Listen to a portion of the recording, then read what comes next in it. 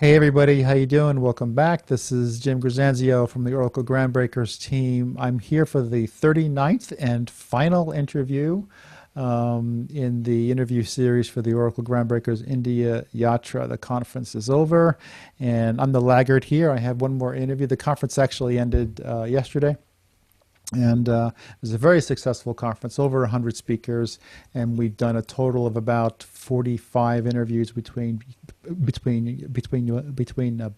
Javed, and myself for this conference, and it's been great fun. And to wrap up the series here, I'm here with Beda Hammerschmidt, who was an engineer on the Oracle database team. And so, Beda, welcome to the program. Hey Jim, nice to be here. It's very nice to meet you. I saved the best for last. Of course, I had to say that, right? And, Feel honored. Thanks a lot. but we actually had a lot of interest in people doing interviews. We had to actually turn people away because we just didn't have time to get them all in. We'll have to figure out a better system for next time. And this is characteristic of the India, the Oracle India community. They're just a very, very enthusiastic group of people, and this is the first time they've heard such a diverse set of speakers, people like yourself. But this is the first time you and I are meeting, actually, and which is intentional on my part. I've reached out to new speakers or people that I haven't known before. So maybe you can start us off. Give us a little bit of a summary of who you are, what you do, and where you are. Yeah, so my name is Beda, and I work as a coder or developer in the Oracle database group. I started in 2006 as a member of technical staff. That's where everyone started. I finished a PhD in Germany at that time and was looking for an adventure, so I figured, well, why not try out the United States? And I applied there, and it worked out. And I started in the same team that I'm still in. Back then, we did a lot of XML, so the team is XDB, JSON, and text. And yeah, that's normal work as a developer: fixing bugs, creating new features, writing with the doc team. And in about end of 2013, 2014. We were looking into supporting JSON because that's a data model that was gaining a lot of attraction already back then. So we sat down with IBM and figured out how would you best support JSON in a relational database, and we came up with a standard. So we called it SQL JSON back then, and it became part of the SQL 2006 standard. So I was kind of co-author of a standard, which is pretty cool. But at the end, it was interesting with IBM, you had people writing standards and they would pass it on to someone else to implement it. That's not how Oracle works. So we had to get back in our cubicles and code, actually implement what we designed on paper. And so I wrote functions to project JSON into the relational format like JSON table or JSON value. And we got quite a number of customers early on, but we wanted also to change our development philosophy a little bit, where we say, instead of just coding something and then giving it to the customers and hope they're happy, we wanted to have more interactions with customers and users just to make sure we have the right priorities and we're not making operators too complex. So this is when I started out. Writing papers to go to conferences. A lot got rejected initially, but then in the last 3-4 years, actually, we got quite a good coverage on various conferences around the world. Yes, and that's kind of a little additional role that I'm having, is to talk about what we do, both on conferences as well as direct interaction with customers if they want to do a POC or have questions how to tune the system. So it's a kind of a little dual role that I'm having right now. And it's a lot of fun. Cool. Yeah, it definitely is. It is fun to get out there and mix with communities and developers and customers and stuff. A couple of things I actually want to follow up on. What's your PhD in? Because I didn't see that in your bio. Oh, yeah, it's some boring stuff. It was about, well, actually not. I was probably a little ahead of my time. It was about autonomous indexing of XML data We actually do this right now in the autonomous database where we automatically find the best indexes to optimize the workload. But back then in the PhD times, it was mostly concept theoretical stuff. But yeah, it got me the job at Oracle. Well, I got a job at Oracle too without a PhD, so Sure, but if you want to come from overseas, you have to be special. Otherwise, right, they don't admit you in. Yeah, and now I'm working in Germany, so I stayed from 2006 to 2018 in the US, and now I'm doing a bit of family time over in Germany. Cool, cool. Yeah, but they also don't let me access the database gate as well. So, so you also mentioned the IBM standard, working with IBM on that standard you mentioned. Yes. How does just you talk a little bit about that? Because I was at Sun and I was involved with some of the standards people in terms of developing Yes. standards, and it was a long process, like web services standards with IBM and Microsoft and Yes. these Well, kinds of things. it is a long process. I was luckily not involved in really writing down the exact standard itself. I could back out once we cleared the concepts. This phase was actually quite interesting. So we met often at these IBM Elmeden Research Center where, I don't know, the hard drive was invented and other cool stuff. And it was mostly whiteboards. It was really playing out different options in our heads.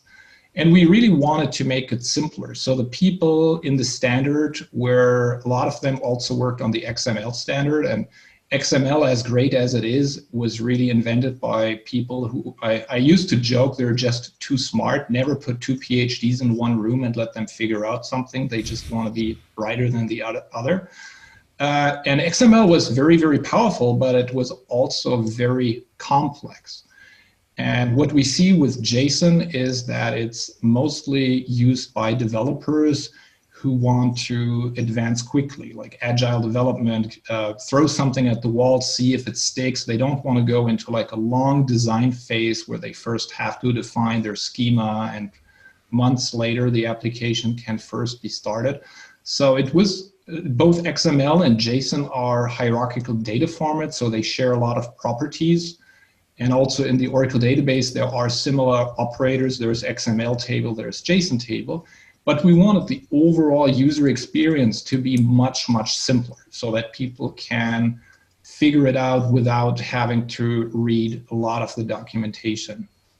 And that was a big part of that discussion. We just didn't copy what we did for XML, but we always looked at it 4 or 5 times. What's really needed, what are good defaults, what options should we provide? So that was a fun exercise. And then both IBM and Oracle have people to kind of formulate that as a real standard. It's almost like a mathematical way of writing these operators. Interesting. Okay, so and JSON is the substance of your talk that you gave at the OGYatra actually last week. Was it last week or the week before? I think it was the week before. Week before, okay. So it's been a while because it's been a 3-week conference. This has been really. I think it was on the first week. Yes. On the first week, okay. Yeah, because I was exchanging mail with you to actually set up a time, and we had to go. We had to go away at the end here. So I see JSON support in Oracle DB. What's possible and what makes sense. That's what you spoke about. And so, give me a little bit of a summary of the talk. You've already actually spoken a little bit about JSON here, and also how it went. What was the reaction? Yeah, so the capabilities or the features to deal with JSON data are pretty powerful in Oracle at the moment. We started in version 12.102 and now we're at version 19 or 20. So there's a lot to cover, and we also had a lot of customers by now, so I could also present how people are using it. So for those who are watching this who are not that familiar with JSON, let me just very briefly explain it. It's basically a data model which does not have a schema. So think of, you want to represent information about a person in the conventional relational design, you would create a table, and that table has an exact definition of the columns with all the attributes for a person. And that makes it very hard to evolve or to change. Let's say during your development phase, you realize you need an additional property. Let's say you didn't think of a middle name, and now you need a middle name to your first name and last name. So that means you have to go down and change your table. And that is typically quite involved and slows you down. So that's why developers like to use JSON. And that's what we support natively inside the database. And then we have a lot of functionalities to index it or to query it to extract information. So I was giving like the grand tour over these capabilities, kind of a somewhat superficial conceptual look into different features, but then also show how customers make use of it, like what are typical use cases and why do they use it. For example, we have financial customers who have a lot of attributes to a financial product, and it's over 1,000, and it would be very, very wide tables would be needed to store that relationally, and most of the values would be null. So with JSON, they can pick out of their 1,600 attributes, they can pick exactly the attributes they want for this particular record and not waste space on these null values. And the other thing I also did in this Yatra talk was to demo our interface on top of the JSON support. So that interface, we call it Simple Oracle Document Access, or SODA. And that basically makes your Oracle database look like a document database, like a MongoDB, for example. And that was very well perceived. There were a lot of questions around that. I think my perception on the questions or on the community in general was that they really wanted to know the details. They were very technical, and they also connected the dots between what I said. So they really liked this aspect of using the Oracle database as a document store, while at the same time being able to query it using a JSON table, for example. So that was quite interesting to see, like, an audience that is that engaged. Yeah, they are. They are very engaged. I think every single presentation, every single speaker I've spoken to has said that they've had many, many questions, after their talk. Sometimes as many as 40, and sometimes that these. Yeah, I think I got into that range. Yes. Yeah, that's insane. I mean, and also the question answer sort of dialogue continues after the talk on email and Slack and things like that. You just continue on, which is really, that's really actually great. exactly what I want. So I want that engagement. I want people to say, hey, this feature is great and that really sucks, or why didn't you do this, or I need that, because that enables us to just make the right choices when developing a feature. There's a lot of work involved. If you have an idea, you code it, it needs to be tested, documented. So if we build something that nobody wants, it's really a huge waste of resources. Right. So have you presented to the India Yatra community? No, this was my first time. I've actually never been to India. I have friends who I got to know in the US and who moved back, and still on my bucket list to visit them. But no, this was my first time to present to India. I mean, I do customers in India that I spoke to on a smaller, or with smaller people involved, but from a conference point, this was my first and only India-based conference. Well, that's really great to hear, because that's such a benefit to them to be able to hear this content from you, and it's great because you got to experience them as well. If you go there live, it's a similar experience in terms of the interest and the questions and just the level of technical ability. These are non-trivial people. It really is. They really are very, very smart, but they hold these long conferences. They go well into the evening, and this is a very, very, and they don't even think it's intense or anything like that. They just do it, and I'm like exhausted trying to keep up with these guys. It's really, I mean, I've been to Indy many, many times, and it's always an experience. So yeah, if you have a chance to go after we're let out, please do. Oh, definitely. Take the opportunity, definitely. And. So I'm kind of interested here a little bit. I mean, it. How many people were familiar with the JSON support in the database? Did this come? I mean, is this just well known and just not utilized? Are developers? Because it sounds like it's a ready-made platform for developers. I think I didn't make a poll, so I cannot give you like an exact percentage. So it's a guess. I think by now, probably the majority of Oracle DBAs and people who use Oracle intensively know about JSON. So I can't make a specific statement to India, but that's my overall impression. That doesn't mean that they know the entirety of what we support. And it doesn't mean that they know what problems ideally to solve with it. I mean, a lot of NoSQL database vendors went out and said JSON will solve all problems, including world hunger. But often it's not the right thing to do, right? And a part of what I try to do is not only to kind of educate or sell what we build, but also to put it in the context. Where does it really make sense? So my personal goal is really to help Oracle users to build the best product or to make the best use of Oracle. And there have been cases where people came and said, oh, someone told me to do this with JSON. And I just told them, well, you may gain a little bit here, but you actually pay a huge price for that. Why don't you optimize your relational storage in that way? And that's fine too. So JSON, I think we got a good understanding of what it is.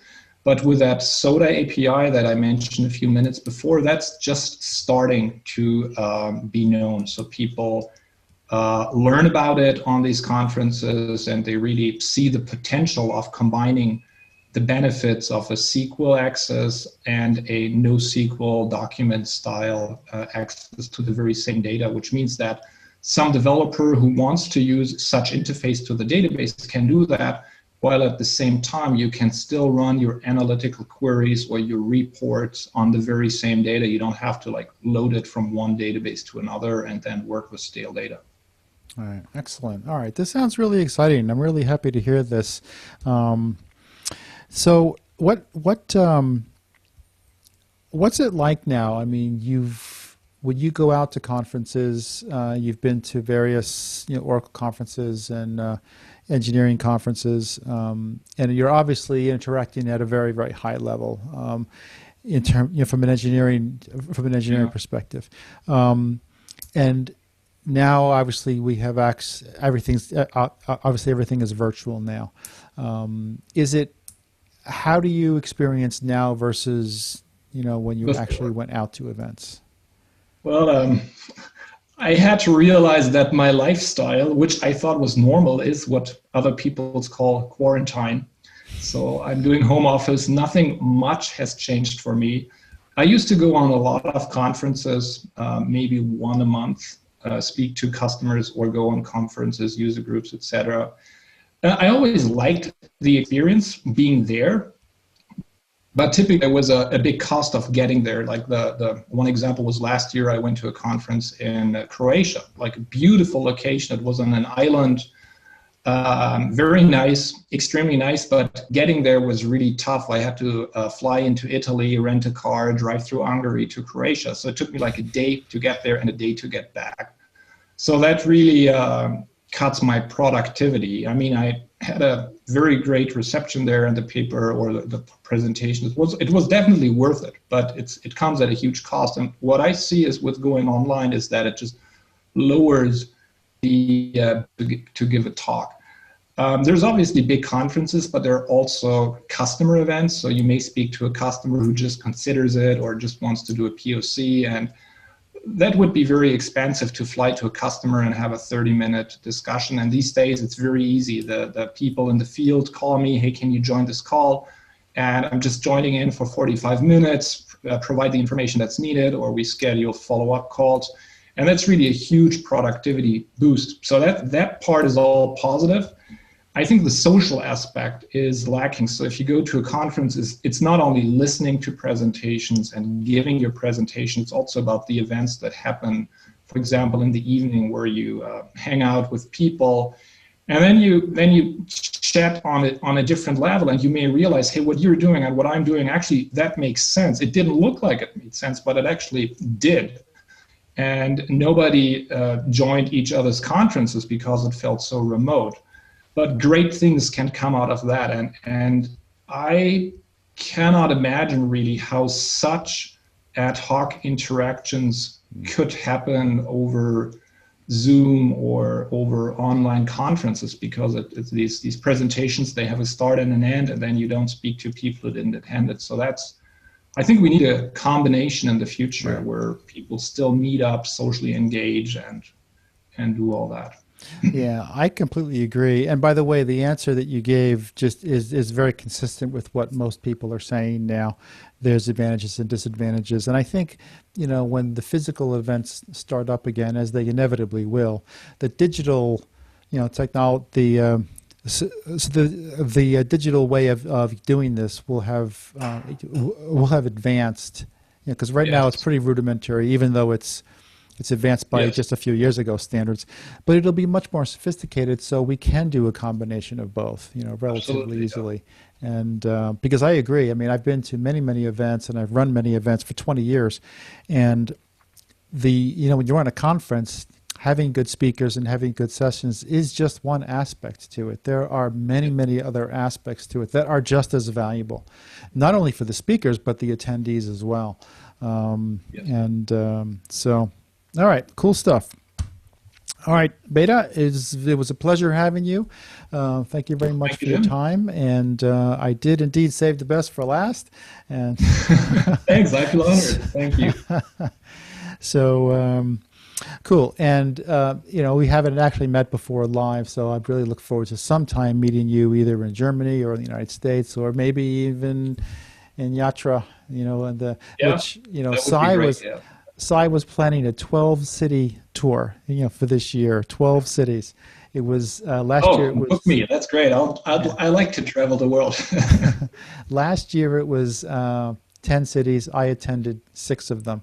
It was very difficult, but because sometimes, depending on the schedule, you might get up at at 6 o'clock in the morning and travel, and then you have to present, and you stay late at night, and so there's a few days in the schedule where it's essentially all day, all night, but then you have the weekend, and you get to experience a little bit of India, and just fantastic experience. Oh, would be very great.